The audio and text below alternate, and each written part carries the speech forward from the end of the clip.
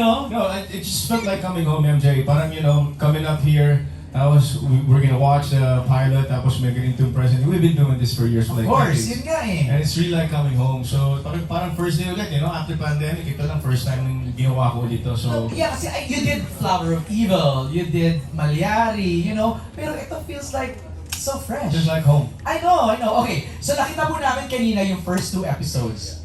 First time mo rin napanood.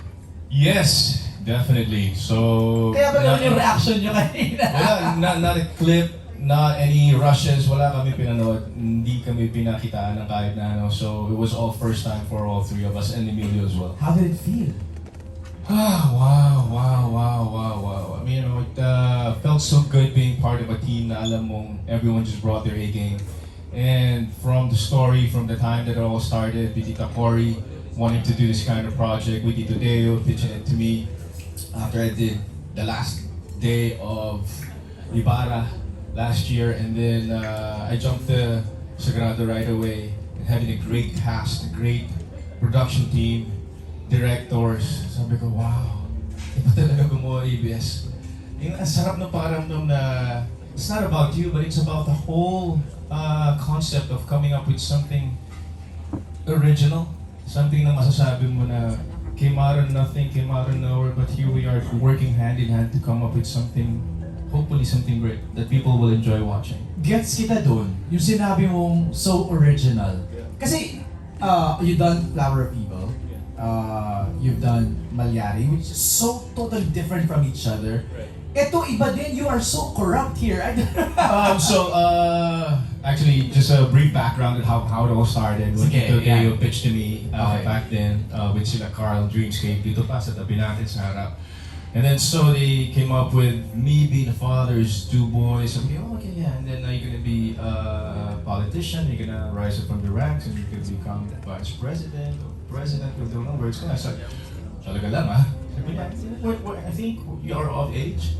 So tumawa pa ako, chuckled. Sabi ko, kung trip niyo, kung sa tingin niyo kaya maging presidente ng Pilipinas, why not? So I think that's one of the reasons why I said yes to it. And plus the fact that he's not all good. He's great. He starts really dark.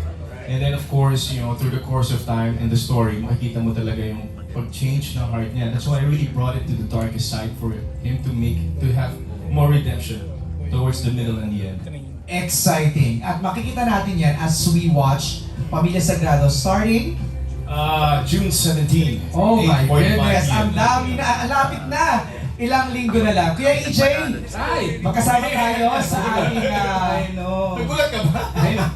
MJ, natuwa ko dahil remember December, you were rooting for him to win the best actor. Yes! And it happened a couple of nights ago. I saw Yes. your, talagang, he was your bet to become the best actor. Oo, iba eh. Parang times 4 yung pinakita niya doon eh. Pinagpapawisan tuloy siya. Everyone is... Oo. Are you ready, Papa P, with the first few questions? Simulan na natin. Yeah, I was born, I was ready. Ayun na nga. Siyempre, the first question will come from the diva that we love. Ayan, Alwin Ignacio. There's your mic, Alwin. Alwin, good afternoon. Thanks for making it. Pero, Papa P, familiar naman si Alwin. Siyempre naman. Hello. I'm Piolo. Doing this character, hindi ka ba nagdalawang isip to accept it because, we are so used to you being like a romantic lead, Correct. being pampakilig, and now you're corrupt, being given money and all. I think that's the fun part of being an actor. You get to portray different characters, wear different hats, and do different stories. I guess, hindi po ako mabubuhat ng bangko, pero I guess that's one of the reasons why I stay long in this business because I always try to diversify and do roles na alam ko hindi po nagagawa and will really get me out of my comfort zone and will challenge me as an artist.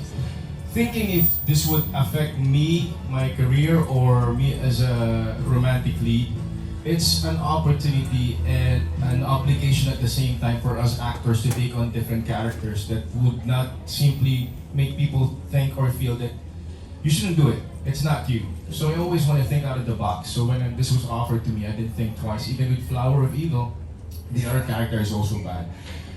Gusto mo lang talagang pagandahin, pati ikaw ma-excite. And I'm always a student. I always like learning something new, doing something new. At this point in time of your life, what do you hold really dear and consider as sacred? My family, of course, first of all, you know, kasama yung anak ko, kasama mami ko, my siblings, everyone related to me. That's sacred. And everything comes from that.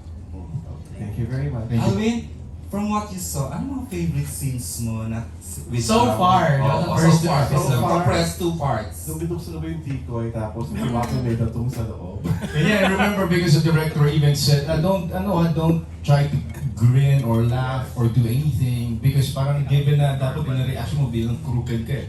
I just gave a straight face. I mean, you don't have to be like that to be funny when you're a crook, you know. And then, how did you establish the dynamics na alam mo talagang may takot yung character ni Gray sa'yo?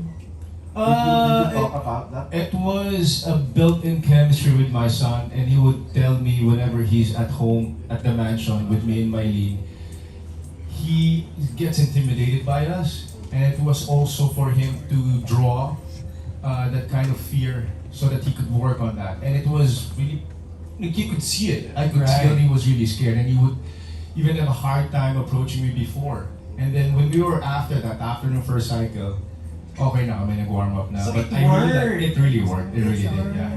Parang ang hirap na mag-relax. You can ask him later. Nasaktan ko siya. I mean, you know, for him to get into a scene, wala eh. That's the only way. And out of respect for the craft and work, I think you have to bring each other there. And, you know, he has my respect for being a sport and being a true player. Thank you very much. Thank you po. Thank you, Alvin.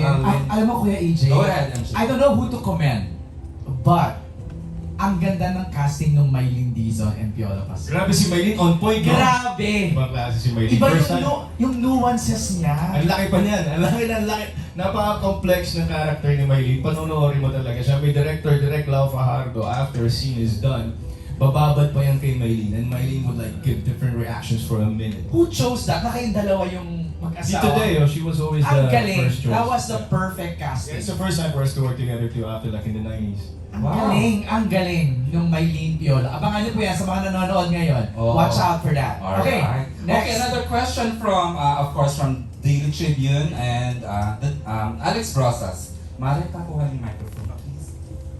Thank you, Alvin. Paano tayo pag gano'n tayo? So, Okay. Piolo, I think you are apolitical. That's how I read you. Is my reading true or correct? I've always been growing up, and even my mom would always tell me not to involve myself in politics. But I made a stand during the last national election because I had to for myself. So I can be apolitical at times, but there are choices and chances and opportunities where you can show your heart and your patriotism to your country. Being apolitical, does it defeat your notion about politics? I'm pretty open, guys. No, I mean, I'm an actor. So wala akong jaded area about politics. I study, I observe, and I really dig deep. I think your character is full of greed. What exactly is your character greedy about? Money, fame, power? All of the above. Talaga? Apo. If you were to choose from all of the above choices, which will you choose? As a character, for the character of Sagrado, Uh-huh. he'd choose power. Power can encompass everything. As an actor of late, you were winning awards left and right. What remains unfulfilled? These are all just blessings that you don't expect. You don't ask for these, and then it comes along. You know, you take it for what it is, and you accept it, and you carry on, and you move on.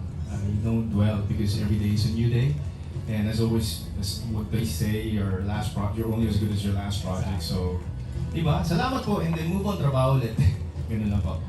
For my last question, ano yung hindi na ituro sa'yo ng iyong character? Ano ang hindi na ituro sa akin ng character ko? Maganda kasi yung journey nito, Alex eh. Nag-journey pa rin siya eh.